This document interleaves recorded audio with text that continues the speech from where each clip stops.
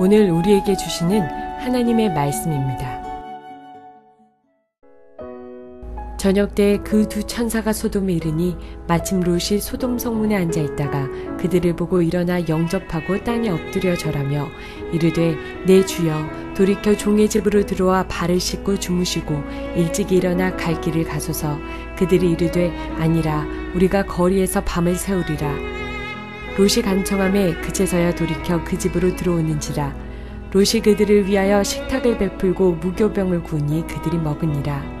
그들이 눕기 전에 그 성사람 곧 소돔 백성들이 노소를 막론하고 원근에서 다 모여 그 집을 에워싸고 롯을 부르고 그에게 이르되 오늘 밤에 내게 온 사람들이 어디 있느냐 이끌어내라. 우리가 그들을 성관하리라.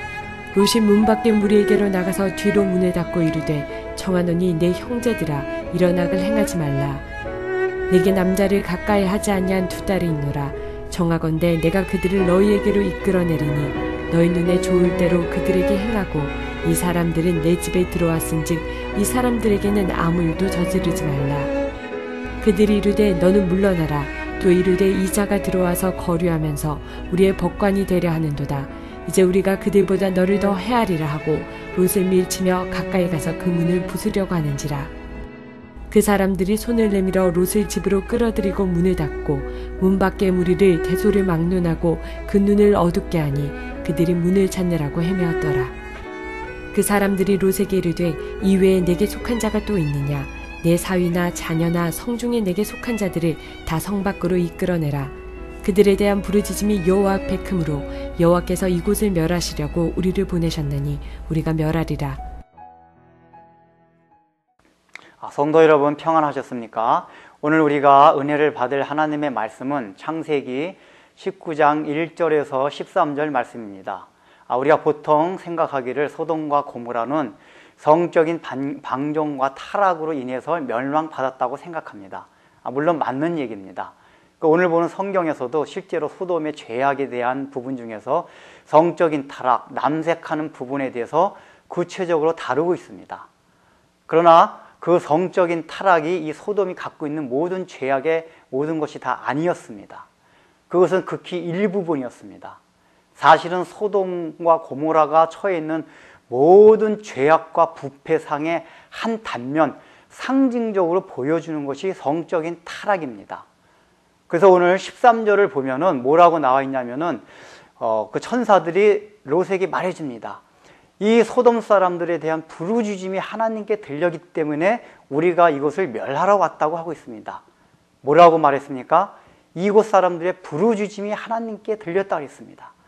그 다음에 창세기 18장 20절도 보면은 하나님께서 아브라함에게 소돔을 멸망시킬 것을 말씀해 주시면서 소돔과 고모라에 대한 부르짖음이 나에게 들렸고 그 죄들이 너무 심하니라고 말씀하고 있습니다.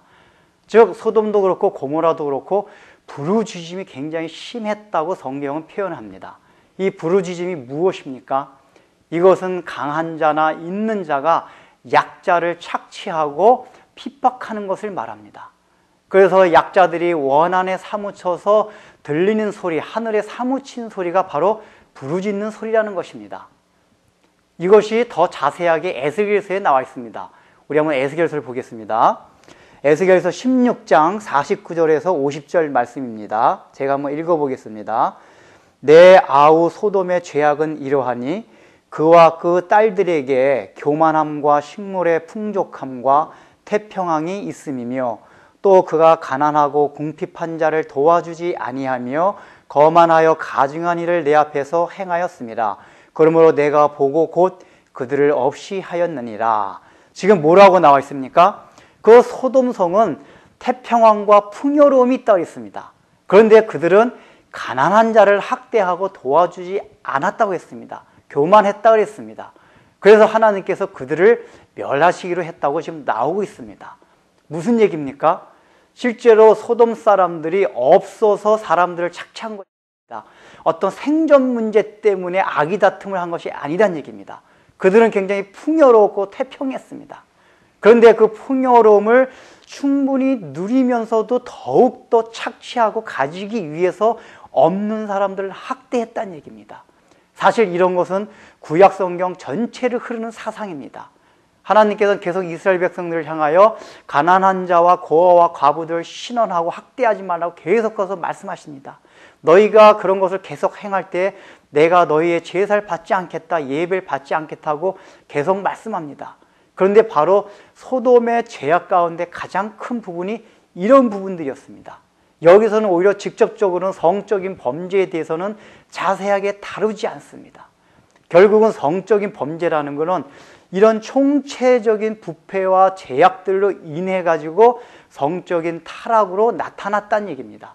어느 사회든지 마찬가지입니다. 여러분들 항상 성적인 타락을 보면은 그 사회가 총체적으로 썩었다는 것을 보여주는 단면입니다. 역사가 그랬습니다. 오늘날 우리 사회를 보십시오. 우리 사회도 지금 성적으로 얼마나 부패하고 타락되어 가고 있습니까? 이것은 무엇을 말하냐면은 우리 사회가 다른 면에 있어서 죄악이 관영하고 있다는 얘기입니다. 그 죄악들이 성적인 방종으로 나타나고 있는 것입니다. 그러므로 우리가 그 성적인 타락의 그 일면들을 바라보면서 오늘날 이 사회가 하나님 앞에 정말 진노받을 수밖에 없는 너무나도 큰 죄악을 쌓고 있다는 사실을 우리 마음에 새겨야만 합니다.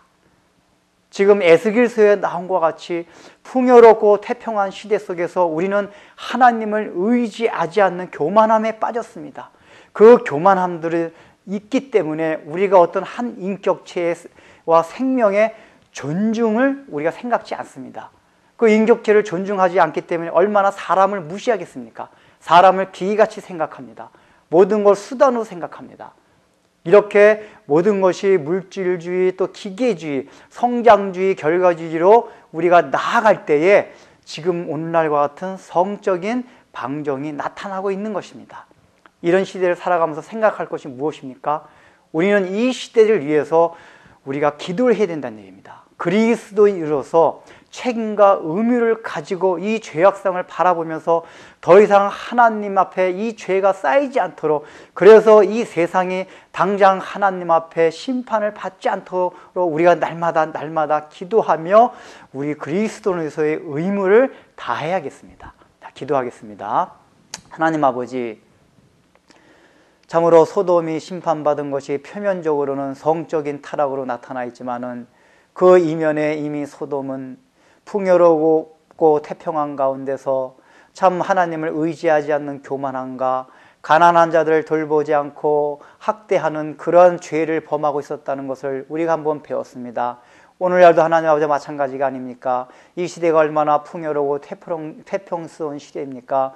그런데 하나님 아버지께 풍요로울수록 사람들의 마음은 더 각박해가지고 있는 자는 더 가지려고 없는 자들 걸 착취하는 그런 세상이 되었습니다. 한 인격이 무시되어지고 기계화되는 이런 세상 속에서 그러한 돌파구로서 성적인 방종과 타락이 있을 수밖에 없는 세상에 우리가 살고 있습니다. 우리가 그러한 데 동화되지 않게 하여 주시고 오히려 믿는 사람으로서의 책임과 의무를 다하며 날마다 이 세상이 하나님 앞에 심판을 당장 받지 않도록 우리가 중보의 기도를 쌓으며 하나님 앞에 더욱더 의를 쌓아갈 수 있는 그리스도인들이 될 수 있도록 은혜를 베풀어 주옵소서. 예수님의 이름으로 기도드립니다. 아멘.